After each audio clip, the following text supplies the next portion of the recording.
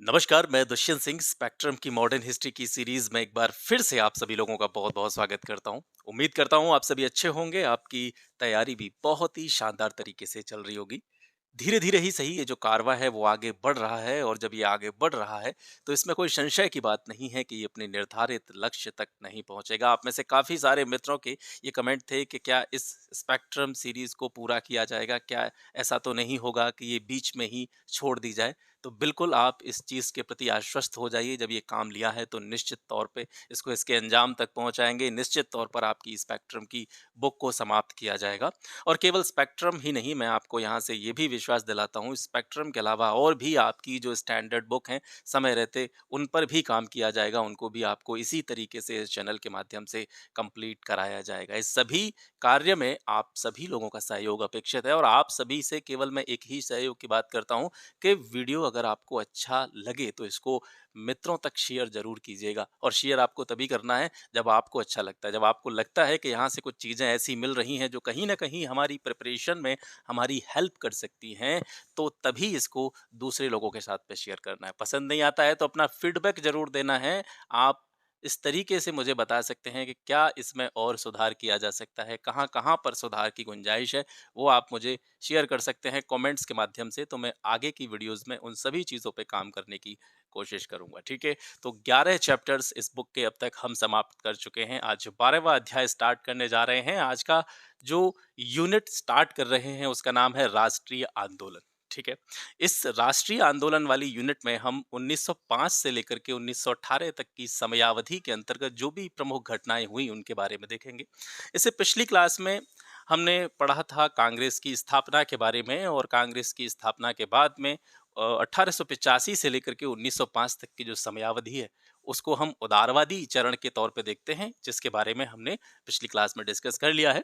अब 1905 से लेकर के 1918 तक का जो काल है, वो राष्ट्रीय आंदोलनों का काल कहा जाता है और ये जो यूनिट है राष्ट्रीय आंदोलन, इसके अंतर्गत प्रमुख रूप से हम 3 अध्यायों के बारे में चर्चा करेंगे। पहला है जिसके बारे में आज हम बात करने वाले हैं, उग्र राष्ट्रवाद का युग 1905 से लेकर के 1909। इसके बाद में हम क्रांतिकारी गतिविधियों के पहले चरण 1907 से लेकर के 1917, ये इससे अगले चैप्टर में देखेंगे और फिर उससे अगले अध्याय में हम प्रथम विश्व युद्ध और राष्ट्रवादी प्रत्युत्तर के बारे में पढ़ेंगे, यानी समकालीन भारत में, कंटेम्परेरी इंडिया में प्रथम विश्व युद्ध का क्या प्रभाव रहा और राष्ट्रवादियों के इस प्रथम विश्व युद्ध को लेकर के क्या मत रहे, क्या इम्पैक्ट इसका भारत में रहा, इन सभी चीज़ों की चर्चा जो है वो इस वाले अध्याय में होगी, ठीक है? तो आज 12वां अध्याय है और आज का जो टॉपिक है वो है उग्र राष्ट्रवाद का युग। उग्र राष्ट्रवाद का युग स्टार्ट क्यों होता है? क्यों क्रांतिकारियों को या जो हमारे राष्ट्रवादी थे, उनको उग्र विचारधारा को क्यों अपनाना पड़ता है? इसके पीछे का रीज़न अगर आपने पिछला चैप्टर पढ़ा है तो आपकी समझ में ऑलरेडी होगा, क्योंकि कांग्रेस की स्थापना के बाद में 1905 तक का जो समय है वो उदारवादियों का काल है और उदारवादी काल में कहीं न कहीं अपनी मांगों को मनवाने के लिए, अपनी डिमांड्स को ब्रिटिश सरकार के समक्ष रखने के लिए लोगों के द्वारा प्रार्थना पत्रों, याचिका की पद्धति का सहारा लिया गया, जिसको हम अनुनय विनय की नीति भी कहते हैं। और इससे कहीं न कहीं उन क्रांतिकारियों का जो एक पक्ष था या उस समय के जो प्रबुद्ध लोग थे, उनका एक पक्ष था, वो इस चीज़ से बिल्कुल भी सहमत नहीं था। उनका मानना था कि भारत में स्वशासन या आज़ादी तभी लाई जा सकती है जब ब्रिटिश सरकार का बिल्कुल सशक्त रूप से अस्त्र-शस्त्रों के साथ में उनका क्या किया जाए, प्रतिरोध किया जाए, विरोध किया जाए। तो अनुनय विनय या याचना के स्थान पर संघर्ष से स्वराज्य प्राप्ति का लक्ष्य जो है वो इस उग्र राष्ट्रवाद को मानने वाले लोगों की विचारधारा के रूप में आप देख सकते हैं। उग्र राष्ट्रवाद के उदय के क्या कारण रहे, इसको हम सबसे पहले डिस्कस करेंगे। जैसे कारणों में देखें, इन सभी टॉपिक्स के बारे में विस्तार से आगे चर्चा होगी, पर क्योंकि जब नया चैप्टर स्टार्ट होता है तो मैं आपको उसका पूरा का पूरा ओवरव्यू देता हूं, तो आपके दिमाग में एक इमेज फिक्स हो जाती है कि आगे अध्याय में हम किन किन चीज़ों के बारे में चर्चा करने वाले हैं। तो उग्र राष्ट्रवाद के उदय के प्रमुख कारणों को यहाँ से देखिए कि भारतीय लोगों को अंग्रेजी राज्य के सही स्वरूप की पहचान हो गई थी। उनको पता चल गया था कि ब्रिटिश सरकार कहीं भी किसी भी तरीके से भारतीयों का हित नहीं चाहती है। तो यहाँ से उनका असली रूप नज़र आ जाता है लोगों को और यहीं से कहीं न कहीं क्या होता है, उग्र राष्ट्रवाद की जो भावना होती है उसका जन्म होता है। इसके अलावा आत्मसम्मान एवं आत्मविश्वास में वृद्धि आती है, कॉन्फिडेंस बूस्ट होता है लोगों का। शिक्षा का विकास भी उग्र राष्ट्रवाद राष्ट्रवाद के उदय के एक प्रमुख कारणों के रूप में देखा जा सकता है। इसके अलावा कुछ अंतर्राष्ट्रीय घटनाओं का प्रभाव भी इस भावना के उदित होने के पीछे का एक प्रमुख कारण है। जैसे जापान जो है एक औद्योगिक शक्ति के रूप में उभर रहा था, छोटा-सा देश था और जापान के सापेक्ष हम तो बहुत बड़े हैं, लेकिन जापान छोटा-सा देश होते हुए भी और विभिन्न प्रकार की समस्याओं का सामना करते हुए भी एक इंडस्ट्रियल पावर के रूप में तेजी से उभर रहा था। इससे कहीं न कहीं भारतीय राष्ट्रवादियों को भी मोटिवेशन मिला। इसके अलावा जो इटली थी, इटली की सेनाओं की बुरी तरह से हार जो हुई थी, उसने कहीं न कहीं इस मिथक को तोड़ने का प्रयास किया कि यूरोपीय अजेय हैं, यूरोपियों पर विजय प्राप्त नहीं की जा सकती। इधर इटली की हार हुई, तो इधर से जो राष्ट्रवादी थे, जो प्रबुद्ध लोग थे, पढ़े-लिखे लोग थे, उनको ये समझ में आया कि जिस तरीके से इटली की हार हुई है, उस तरीके से अंग्रेज़ों को भी भारत से भगाया जा सकता है, अंग्रेज़ों को भी भारत की तरफ से हराया जा सकता है। ठीक है? तो कुछ ही इंटरनेशनल इवेंट थे, घटनाएँ थे, जिनका प्रभाव इस चीज़ पर पड़ा। बढ़ते हुए पश्चिमीकरण के विरुद्ध तेजी से प्रतिक्रिया इस काल में देखने को मिलती है, जो कि उग्र राष्ट्रवाद को जन्म देती है। प्रशिक्षित नेतृत्व का उद्भव होता है और कुछ आग में घी डालने का काम करती है कर्जन की प्रतिक्रियावादी नीतियां, जिसके बारे में हम विस्तार से पढ़ेंगे इसी अध्याय में। और उदारवादियों की उपलब्धियों से असंतोष, क्योंकि पिछला जो काल था उदारवादी चरण था, उस उदारवादी चरण में उस वो पूरे समय काल में जितने भी काम किए गए उनसे कोई भी बहुत पॉजिटिव या सकारात्मक जो रिजल्ट है, परिणाम है, वो निकल कर के नहीं आया। इस वजह से उस विचारधारा को कैसे कैसे पीछे छोड़ते हुए और उग्र राष्ट्रवाद की भावना को अपनाते हुए जो भी इस भावना से जुड़ने वाले लोग थे, उन्होंने कार्य करना स्टार्ट किया। जुझारू राष्ट्रवादी विचारधारा का अस्तित्व जो है यहाँ निकल कर के सामने आता है, जिसकी वजह से उग्र राष्ट्रवाद का उदय होता है। इन सभी चीज़ों को विस्तार से देखेंगे। सबसे पहले अंग्रेजी राज्य के सही स्वरूप की पहचान, इसके बारे में देखते हैं। कांग्रेस की मांगों पर बिल्कुल भी सरकार ने ध्यान नहीं दिया था, खास करके 1885 लेकर के 1905 तक। ठीक है? आर्थिक शोषण की नीति लगातार ब्रिटिश सरकार के द्वारा अपनाई गई। उनका उद्देश्य ये रहा कि ज़्यादा से ज़्यादा धन का संचय जो है भारत से किया जाए। चाहे सरकार की बात हो या सरकार के अंतर्गत कार्य करने वाले जो भी अन्य सरकारी कर्मचारी थी, वे भी अपने व्यक्तिगत हितों पर ही या अपने आर्थिक लाभों के लिए ही लगातार कार्य करते रहे। भारत की जनता के प्रति किसी भी प्रकार की संवेदनशीलता के बारे में विचार नहीं किया गया। सरकार के द्वारा लोक शिक्षा की बात हो, स्त्री शिक्षा की बात हो, तकनीकी शिक्षा के प्रसार में कहीं न कहीं उपेक्षा की नीति अपनाई गई। अंग्रेजी शासन में मानवीय मूल्यों की बिल्कुल कमी देखने को मिलती है। वो बिल्कुल भारतीय लोगों के साथ में अच्छा व्यवहार नहीं करते थे। काले-गोरे का भेद यहाँ पे नज़र आता है। नस्ल भेद के आधार पर टिप्पणियाँ करना, नस्ल भेद के आधार पर नौकरियाँ देना, है ना? तो ये सारी चीज़ें यहाँ पे देखने को मिलती हैं। तो असली चेहरा था जो ब्रिटिश सरकार का, अंग्रेजी शासन का या औपनिवेशिक शासन का, वो लोगों के सामने उजागर होता है।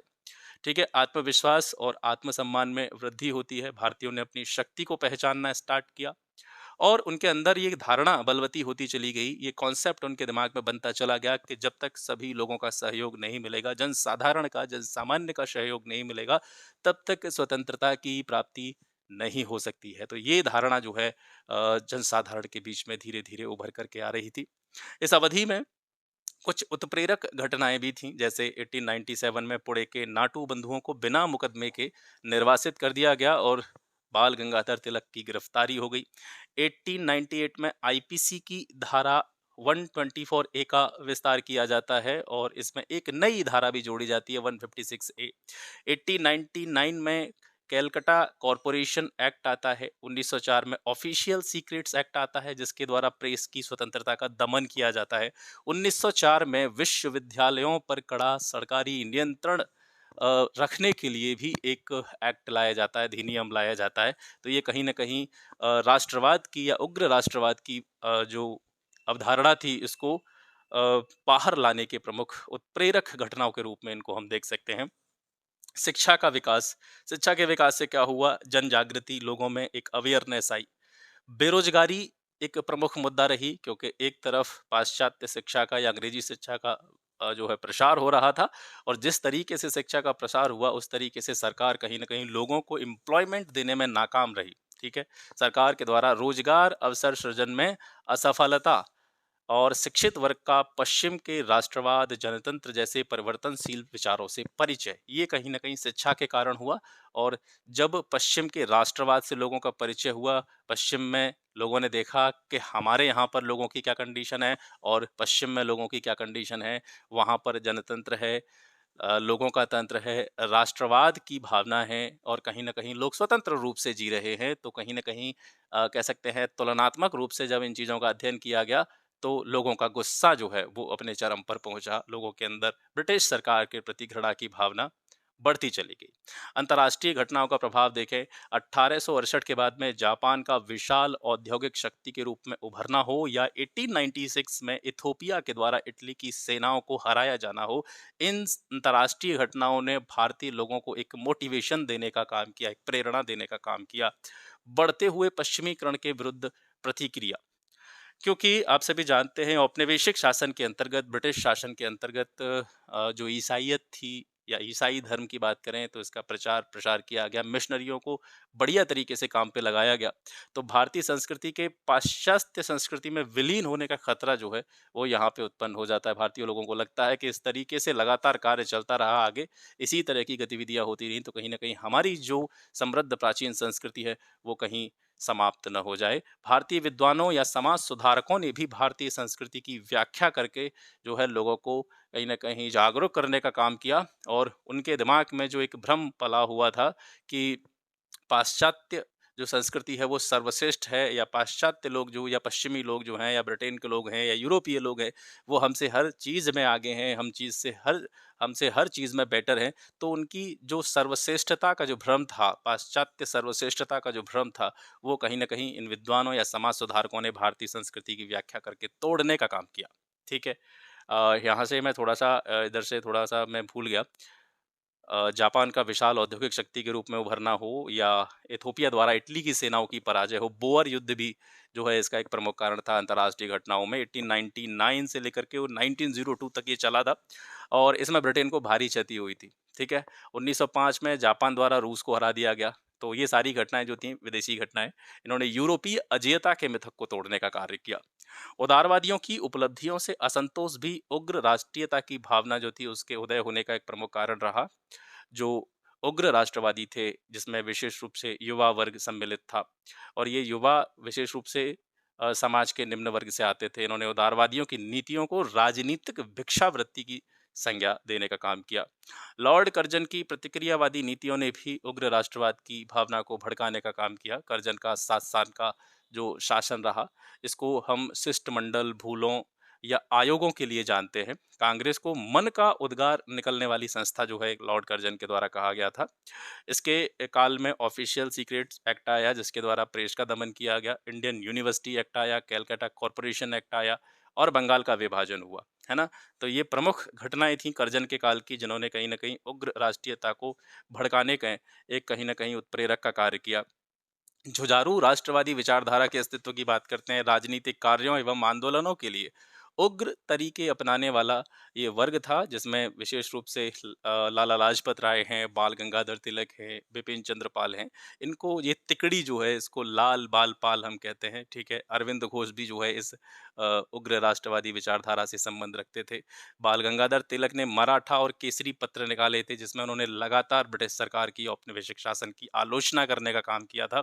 ये जो जुझारू राष्ट्रवादी विचारधारा थी इसके प्रमुख सिद्धांत थे कि विदेशी शासन से घृणा करनी चाहिए और मुख्य लक्ष्य जो है जिसकी डिमांड सरकार के सामने होनी चाहिए वो है कि स्वराज्य या स्वशासन की प्राप्ति और राजनीतिक जो क्रियाकलाप हैं उनको उनमें भारतीयों को प्रत्यक्ष रूप से भागीदारी मिलनी चाहिए, ये इनकी डिमांड रही। एक प्रशिक्षित नेतृत्व का उद्भव, भारत में लंबे और व्यवस्थित राजनीतिक आंदोलन से क्या हुआ, एक प्रशिक्षित नेतृत्व का अभ्युदय हुआ। पिछले समय में जब हम देखते हैं कांग्रेस की स्थापना से पहले, तो वहाँ पर भी बहुत सारी राजनीतिक संस्थाएं या बहुत सारे ऐसे संगठन, सामाजिक संस्थाएं वे अस्तित्व में थीं। लेकिन अखिल भारतीय स्तर पर कोई भी संगठन नहीं था जिसका काम कांग्रेस ने किया था। कांग्रेस अखिल भारतीय स्तर का एक संगठन था और इसको आगे बढ़ाने में इसी प्रशिक्षित नेतृत्व ने कहीं न कहीं बहुत कंट्रीब्यूशन किया, योगदान दिया और ये पढ़े-लिखे लोग थे, बुद्धिजीवी लोग थे। इन्होंने समाज को एक सूत्र में बंधने के लिए प्रेरित किया और समाज के लोगों को ये बताने का प्रयास किया कि जब तक सभी का सहयोग नहीं होगा, तब तक भारत से ब्रिटिश शासन की समाप्ति नहीं हो सकती है। तो ये थे वे सभी कारण जिन्होंने उग्र राष्ट्रीयता की भावना को भड़काने का प्रमुख रूप से कार्य किया। अब इसके बाद में हम चलते हैं स्वदेशी और बहिष्कार आंदोलन की तरफ। सबसे पहले इसके बैकग्राउंड में चलते हैं। स्वदेशी या बहिष्कार आंदोलन बेसिकली बंगाल विभाजन के प्रतिफल के रूप में देखा जा सकता है। जुलाई 1905 में सरकार के द्वारा बंगाल विभाजन की सार्वजनिक रूप से घोषणा की गई और बंगाल को विभाजित करने के पीछे सरकार का तर्क क्या था कि बंगाल की जो पॉपुलेशन है वो ज़्यादा है और इस वजह से कहीं ना कहीं प्रशासनिक कार्यों में या प्रशासनिक कार्यों के संचालन में समस्या उत्पन्न हो रही है। लेकिन इसका जो वास्तविक मंशा थी अंग्रेजों की या वास्तविक उद्देश्य था वो ये था कि बंगाल को किस तरीके से दुर्बल किया जाए, क्योंकि तत्कालीन समय में जो बंगाल था राजनीतिक गतिविधियों के एक प्रमुख केंद्र के रूप में जाना जाता था, है ना? तो मेन जो रीजन था बंगाल को विभाजित करने का वो ये था कि बंगाल की शक्ति को या बंगाल में जो एक तरह से कह सकते हैं सामूहिक शक्ति थी लोगों की, उसको कहीं ना कहीं दुर्बल किया जाए, लोगों के अंदर फूट डाली जाए और मुस्लिम संप्रदायवाद को बढ़ावा दिया जाए। ये बंगाल विभाजन के पीछे सरकार के प्रमुख उद्देश्य थे। बंगाल विभाजन ने बंगाल को दो अलग अलग इकाइयों में बांट दिया, पूर्वी बंगाल और असम। ये एक पार्ट था और दूसरा पार्ट था वेस्ट बंगाल। मुस्लिमों को खुश करने के लिए करजन ने घोषणा की कि जो पूर्वी बंगाल और असम की राजधानी है वो ढाका को बनाया जाएगा। भाषा और धर्म के आधार पर विभाजन से फूट डालो और राज करो नीति का अनुसरण करते हुए राष्ट्रीय आंदोलन को दुर्बल करने का जो प्रयास है वो बंगाल विभाजन के द्वारा किया गया था। अब उदारवादियों के द्वारा बंगाल विभाजन का विरोध होता है और कुछ जो घटनाएं होती हैं उनके बारे में बात करते हैं। भारत और इंग्लैंड में शिक्षित भारतीयों के माध्यम से बंग भंग या बंगाल के विभाजन के निर्णय को वापस लेने के लिए सरकार पर दबाव बनाने के लिए जनमत तैयार करने का जो है इन उदारवादियों का उद्देश्य था। 7 अगस्त 1905 को कलकत्ता के टाउन हॉल से स्वदेशी आंदोलन की घोषणा की जाती है बंगाल विभाजन के विरोध स्वरूप। 16 अक्टूबर 1905 को बंगाल विभाजन लागू कर दिया जाता है। ये जो स्वदेशी आंदोलन की घोषणा की गई थी कलकत्ता के टाउन हॉल से, ये इस उद्देश्य के साथ की गई थी कि इस घोषणा के साथ में शायद बंगाल विभाजन के निर्णय को वापस ले लिया जाए, लेकिन ऐसा नहीं हुआ। 16 अक्टूबर 1905 को बंगाल विभाजन लागू कर दिया गया और इस दिन को विरोध स्वरूप लोगों ने शोक दिवस के रूप में मनाया और विरोध करते हुए विदेशी कपड़ों और विदेशी नमक का बहिष्कार किया गया। लोगों के द्वारा पदयात्राएं की गईं और वंदे मातरम गीत गाया गया। सुरेंद्र नाथ बनर्जी, एसएन बनर्जी और आनंद मोहन बोस द्वारा तब तक की विशालतम जनसभा का संबोधन बंगाल विभाजन के विरोध में किया गया।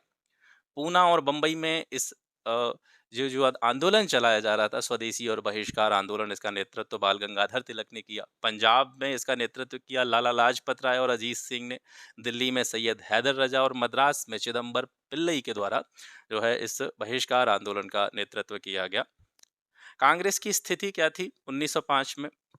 गोखले की अध्यक्षता में कांग्रेस का अधिवेशन होता है जिसमें बंगाल के विभाजन की आलोचना की जाती है और स्वदेशी आंदोलन का समर्थन करने के लिए लोगों से कहा जाता है। तो क्योंकि कांग्रेस में दोनों विचारधाराओं को मानने वाले लोग थे, एक जो दल था, जैसा कि हमने इसके पहले पार्ट में पढ़ा है कि जो उदारवादी चरण था, उदारवादी चरण में जो उदारवादी लोग थे वे हिंसा को कहीं ना कहीं सपोर्ट नहीं करते थे।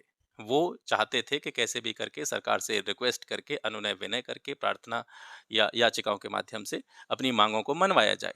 और दूसरा मत था कि इस तरीके से काम नहीं चलेगा, डंडा उठाओ और सीधा वार करो, है ना? तो उग्रवादी मत और उदारवादी मत। तो उग्रवादी मत चाहता था कि जो विरोध अभियान चल रहा है बंगाल विभाजन के प्रतिक्रिया स्वरूप, जिसको हम स्वदेशी आंदोलन या बहिष्कार आंदोलन कहते हैं, कि ये पूरे देश में चलाया जाना चाहिए। केवल बंगाल में इस चीज को चलाने से कोई भी जो प्रतिफल है वो हमको नहीं मिलेगा। उदारवादी लोग ये चाहते थे इसको केवल बंगाल तक ही सीमित रखा जाए, है ना? तो यहाँ से कहीं ना कहीं इन दोनों दलों के लोग में, इन दोनों विचारधाराओं वाले लोगों में कहीं ना कहीं एक जो मतभेद है वो यहाँ से स्टार्ट हो जाते हैं। 1906 में कांग्रेस अधिवेशन होता है कलकत्ता में, जिसकी अध्यक्षता दादाभाई नौरोजी के द्वारा की जाती है।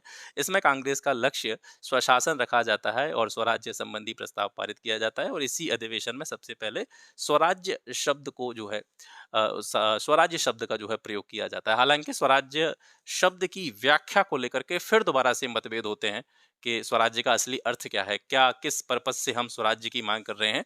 तो वो उसके कह सकते हैं इसकी एक्सप्लेनेशन को लेकर के फिर दोबारा से मतभेद होते हैं, और इसी तरीके के मतभेद चलते रहते हैं। आगे 1907 में कांग्रेस का विभाजन हो जाता है गर्म दल और नरम दल में, है ना? इसके बारे में हम आगे पढ़ेंगे विस्तार से। तो धीरे-धीरे उदारवादियों और उग्रवादियों के बीच में मतभेद बढ़ते रहे, ये हमारा बताने का यहाँ पे प्रयास है।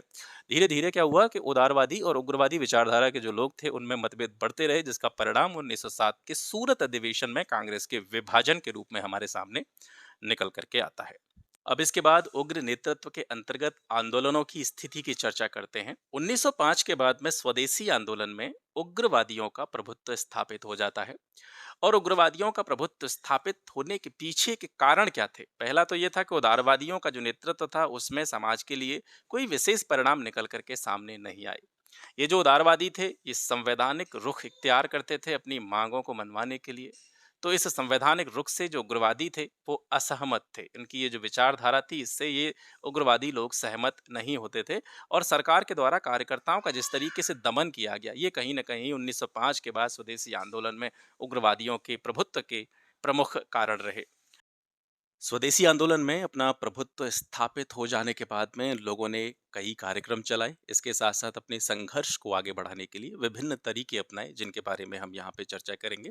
तो सबसे पहले बात करते हैं 1906 के कांग्रेस के अधिवेशन की। ये महत्वपूर्ण है क्योंकि इसी अधिवेशन में सबसे पहले कांग्रेस के द्वारा स्वराज को जो है लक्ष्य घोषित किया गया था। इसके साथ साथ एक तथ्य आप ये भी याद रखेंगे कि ये वह अधिवेशन था कांग्रेस का जिसमें स्वराज शब्द का प्रयोग भी पहली बार किया गया था। ठीक है। इसके अलावा जो राष्ट्रवादी थे, उन्होंने किन किन चीज़ों पे काम किया? उन्होंने राष्ट्रीय शिक्षा के प्रोत्साहन पर बल दिया, स्वदेशी के प्रयोग और विदेशी चीज़ों के बहिष्कार की शपथ ली, सरकारी तंत्र हो गया या सरकार के द्वारा जितनी भी उपाधियां तत्कालीन समय में दी जाती थी, उन सभी उपाधियों के बहिष्कार करने का काम किया गया। ठीक है। अरविंद घोष जो कि प्रमुख उग्रवादी नेताओं के अंतर्गत आते हैं, इन्होंने कहा कि शासन संचालन को अवरुद्ध कर दो। ठीक है। और इंग्लैंड को लाभ और भारत का शोषण करने वाले जितने भी काम हैं, उन सभी कामों से दूर हो जाओ, क्योंकि ये मानते थे कि राजनीतिक स्वतंत्रता ही राष्ट्र की जीवन सांसें होती हैं। राष्ट्र जब तक सांस नहीं ले सकता, तब तक उसको पॉलिटिकल लिबर्टी नहीं हो। ठीक है। तो ये कुछ कार्य रहे इनके। अब यहाँ से देखेंगे कि उग्र राष्ट्रवादी जो थे, उनके संघर्ष का स्वरूप क्या था और किस किस तरीके से उन्होंने समाज को अवेयर करने के लिए काम किया, और अपने संघर्ष को आगे बढ़ाने के लिए किन-किन तरीकों पे उन्होंने काम किया, कौन-कौन से तरीके अपनाए। तो क्योंकि ये स्वदेशी आंदोलन जो है, इसको हम बहिष्कार आंदोलन के तौर पे भी देखते हैं, तो यहाँ पर विदेशी जो वस्तुएँ थीं, उनका क्या किया गया? बहिष्कार किया गया। विभिन्न प्रकार की जनसभाओं का आयोजन हुआ, विरोध प्रदर्शन आयोजित किए गए, और इसी आंदोलन के तले स्वयंसेवी संगठन और विभिन्न समितियों का गठन भी किया, जिसमें आप देखते हैं कि स्वदेश बांधव समिति महत्वपूर्ण है, आप याद रखेंगे। इसकी स्थापना की थी अश्विनी कुमार दत्त ने। स्वदेशी संगम भी ऐसी ही एक समिति थी, तमिलनाडु में इसकी स्थापना हुई वीओ चिदम्बरम पिल्लई और सुब्रमण्यम शिवा के द्वारा।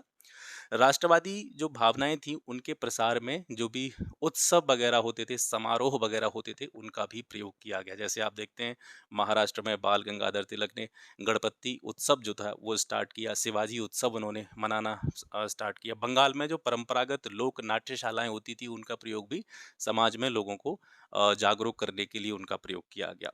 आत्मविश्वास और आत्मशक्ति की भावना पर बल दिया गया, और इसके लिए कई सारे समाज सुधार कार्यक्रम चलाए गए और अभियान चलाए गए। स्वदेशी या राष्ट्रीय शिक्षा कार्यक्रम चलाए गए, और इनके तहत नेशनल कॉलेज कलकत्ता की स्थापना होती है, जिसके प्रधानाचार्य अरविंद घोष बने थे। 15 अगस्त 1906 को आप देखते हैं कि नेशनल काउंसिल ऑफ एजुकेशन की स्थापना होती है। बंगाल तकनीकी संस्थान खोला जाता है। बंगाल तकनीकी संस्थान विशेष रूप से जो भी मेधावी छात्र थे, उनको उच्च तकनीकी शिक्षा प्रदान करने के लिए जापान भेजा जाता था। इस उद्देश्य के लिए बंगाल तकनीकी संस्थान काम करता था। ठीक है, तो ये सारे कार्यक्रम जो है उग्र राष्ट्रवादियों के द्वारा किए गए। अब यहाँ से देखते हैं जन सहभागिता का दायरा। इस स्वदेशी या बहिष्कार आंदोलन में लोगों की सहभागिता का स्तर क्या रहा? तो चाहे छात्र हों, चाहे महिलाएं हों, चाहे किसी भी समुदाय के लोग हों, मुस्लिम हों, सभी ने इस आंदोलन में बढ़ चढ़ के हिस्सा लिया। छात्रों ने अपने जो भी स्कूल थे, कॉलेजेस थे, जिनमें वो अध्ययन किया करते थे, उनको त्याग दिया। और इसका परिणाम इस रूप में देखने को मिलता है कि जब लोगों ने बहिष्कार किया, जो विदेशी शासन के अंतर्गत जो भी कॉलेजेस या स्कूल चलाए जा रहे थे, उनका बहिष्कार छात्रों के द्वारा किया गया, तो सरकार ने उनको आगे चल करके अनुदान देना बंद कर दिया था। महिलाओं की बात करें, जो महिलाएं चार दीवारी के अंदर रहा करती थी, उन्होंने चार दीवारी से निकल करके राष्ट्रीय आंदोलन में सक्रिय रूप से सहभाग करने का निर्णय लिया। महिलाओं की भी सक्रिय भागीदारी रही। मुस्लिमों के बारे में अगर हम बात करें, तो कुछ मुस्लिमों ने या तो आंदोलन से दूरी बनाई या फिर बंगाल विभाजन का समर्थन किया। और बंगाल विभाजन का समर्थन करने वाले मुस्लिमों में से एक ढाका के नवाब सलीमुल्लाह भी थे। इन्होंने बंग भंग का जो है क्या किया था, समर्थन किया था। ये बंगाल विभाजन के पक्षधर थे। और क्योंकि अंग्रेजों का तो उद्देश्य था ही कि कहीं न कहीं हिंदू और मुस्लिमों में कैसे भी करके फूट डालनी है, तो कांग्रेस क्योंकि बहिष्कार आंदोलन चला रही थी, स्वदेशी आंदोलन चला रही थी, तो कांग्रेस का विरोध करने के लिए अखिल भारतीय मुस्लिम लीग क्योंकि मुस्लिमों की संस्था थी, और इसके बहुत सारे लोग कहीं न कहीं कांग्रेस से असहमत थे। उसकी जो भी नीतियाँ थी, उससे कहीं न कहीं वो सहमत नहीं होते थे। तो कांग्रेस विरोधी लीग के तहत या कांग्रेस विरोधी संगठन के तौर पर सरकार के द्वारा इस अखिल भारतीय मुस्लिम लीग को जो है सहायता दी गई। 30 दिसंबर 1905 को इसकी स्थापना हुई। बैरिस्टर अब्दुल रसूल, लियाकत हुसैन, मौलाना आज़ाद ने जो है आंदोलन को समर्थन देने का काम किया।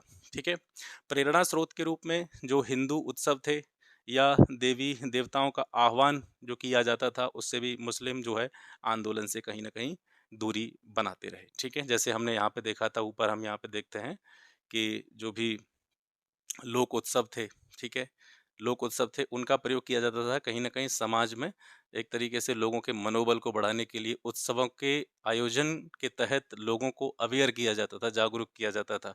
और ज़्यादातर जो उत्सव बनाए जाते थे, वो हिंदू धर्म से रिलेटेड थे। तो कहीं न कहीं इस चीज़ से भी मुस्लिमों ने इस आंदोलन से दूरी बनाई। ठीक है, आगे बढ़ते हैं। इसके बाद में देखते हैं श्रमिक असंतोष और व्यापार संघ। ठीक है, एक तरफ जहां स्वदेशी और बहिष्कार आंदोलन को चलाया जा रहा था, श्रमिक पहले से ही असंतुष्ट थे, और इसी आंदोलन के तले कहीं न कहीं असंतुष्ट श्रमिकों के प्रयास से बहुत सारे यूनियन या संगठनों की स्थापना भी हमें देखने को मिलती है। जैसे हम सितंबर 1905 में देखते हैं, तो बर्न कंपनी जो कि हावड़ा कलकत्ता में है, वहाँ के बाबुओं के द्वारा एक अधिनियम के विरोध में हड़ताल का आयोजन किया गया। सरकारी छापे खाने जो थे, वहाँ पे भी हड़तालों का आयोजन हुआ, और इस सरकारी छापे खानों में हड़ताल के फलस्वरूप प्रिंटर्स यूनियन की स्थापना हुई 1905 में। ऐसे ही जुलाई 1906 में रेलवे के कर्मचारी जो थे, उनके द्वारा रेलवे मेंस यूनियन की स्थापना की गई। अब यहाँ पे हम देखते हैं तूतीकोरिन और तिरुवेनवेली में विदेशी पटसन मिलें जो थीं, जिनका संचालन विदेशी संरक्षण के अंतर्गत किया जा रहा था, उनमें भी हड़तालों का नेतृत्व किया गया। और इन हड़तालों का नेतृत्व किसके द्वारा किया गया? सुब्रमण्यम शिवा और चिदम्बरम पिल्लई के द्वारा। रावलपिंडी में शस्त्रागार और रेलवे कर्मी जो है वो हड़ताल पर चले गए, और इनका जो नेतृत्व किया था वो लाला लाजपत राय और अजीत सिंह के द्वारा किया गया था। ठीक है, स्वदेशी तथा देशज उद्योगों को प्रोत्साहन देने का काम किया। और इसी समय पर हम देखते हैं कि राष्ट्रीय जहाजरानी उद्यम तूतीकोरिन, इसकी स्थापना होती है वीओ चिदम्बरम पिल्लई के द्वारा। बंगाल केमिकल स्वदेशी स्टोर खोला जाता है आचार्य प्रफुल्ल चंद्र राय के द्वारा। ठीक है, सांस्कृतिक जगत में क्या प्रभाव निकला है इसका? अनेक राष्ट्रवादी कविताओं और गीतों की रचना हुई। जैसे कि आप देखते हैं अमार सोनार बंगला, जो कि रविंद्रनाथ टैगोर के द्वारा रचा गया था, और कालांतर में ये जो गीत था, ये बांग्लादेश का राष्ट्रीय गान भी बना, बांग्लादेश का नेशनल एंथम भी बनता है। स्वदेश गीतम की रचना हुई सुब्रमण्यम भारती के द्वारा, ठीक है, तमिलनाडु में। और रविंद्रनाथ टैगोर ने भी अनेक राष्ट्रवादी चित्रों का निर्माण किया, उसके द्वारा समाज को एक प्रेरणा देने का काम किया।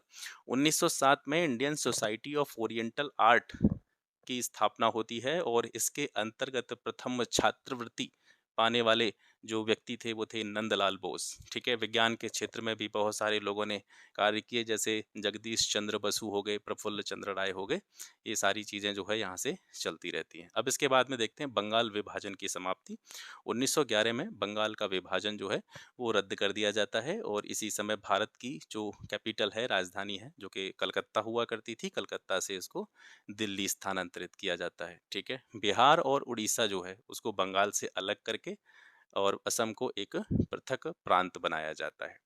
ये स्वदेशी आंदोलन के बारे में हम पढ़ रहे थे। अब यहाँ से हम देखेंगे स्वदेशी आंदोलन का मूल्यांकन, इसकी असफलता और इसके फलस्वरूप जो क्रांतिकारी परिवर्तन समाज में हमको देखने मिले, उनके बारे में चर्चा करेंगे। सबसे पहले देखते हैं स्वदेशी आंदोलन की असफलता के कारण।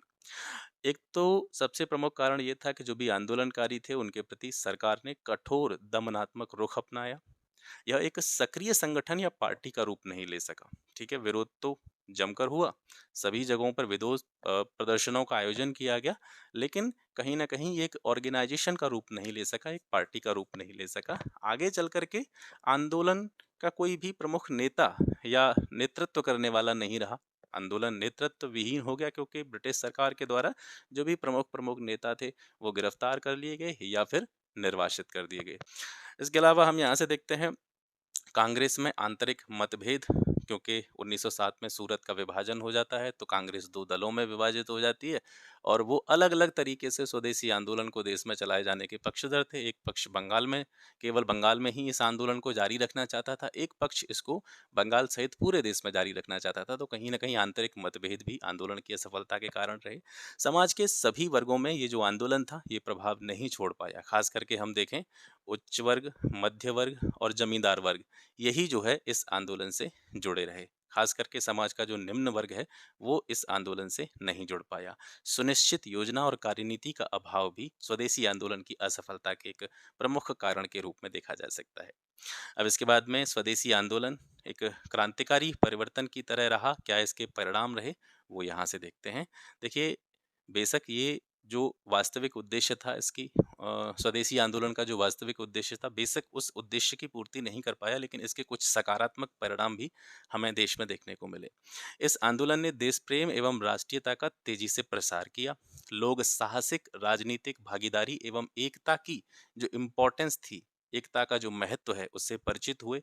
उपनिवेशवादी विचार और सरकार की जो मोटिव था, सरकार की जो मंशा थी, उसको लोगों के सामने इस आंदोलन के द्वारा प्रकट किया गया और आंदोलन के जो भी अनुभव थे, ठीक है, जो भी एक्सपीरियंस लोगों को हुआ इस आंदोलन से, उन अनुभवों से स्वतंत्रता की जो आगामी राजनीति थी, भावी राजनीति थी, उसको तय करने में जो है सहायता मिली, ठीक है। तो ये जो है इस अध्याय का 12वें अध्याय का पहला पार्ट है। इसका एक सेकंड पार्ट और आएगा और आज ही इसको इसका जो सेकंड पार्ट है आपको मिल जाएगा। इसी के साथ 12वां अध्याय आपका यहाँ से समाप्त हो जाएगा। आज के लिए बस इतना ही। आशा करता हूँ क्लास आपको अच्छा लगा होगा। अच्छा लगे तो इसको अपने मित्रों के साथ में शेयर ज़रूर कीजिएगा। मिलते हैं आपसे नेक्स्ट वीडियो में, तब तक के लिए नमस्कार।